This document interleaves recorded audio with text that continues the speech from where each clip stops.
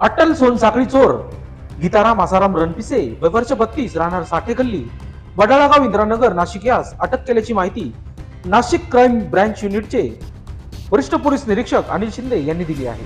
या चोरट्याकडून 125 ग्रॅम सोने, एक ज्युपिटर कंपनीची मोपेड मोटरसायकल असा एकूण 6,03,750 रुपये हस्तगत करून जप्त करण्यात आल्याची माहिती त्यांनी दिली आहे। नाशिक शहर पोलीस आयुक्त हद्दीतील सोनसाखळी चोरीच्या गुन्ह्यांना आळा घालून घडलेले गुन्हे उघडकीस आणण्याचे आदेश नाशिक पोलीस आयुक्त संदीप कर्णिक यांनी दिले होते। त्याच्या अनुषंगाने पोलीस उपायुक्त प्रशांत बच्चाव, सहाय्यक पोलीस आयुक्त डॉक्टर सीताराम कोल्हे यांच्या मार्गदर्शनाखाली गुन्हे शाखा युनिटचे 2चे वरिष्ठ पोलीस निरीक्षक अनिल शिंदे यांनी गुन्हे शाखा अंतर्गत विशेष मोहीम राबवून एक पथक तयार केले होते।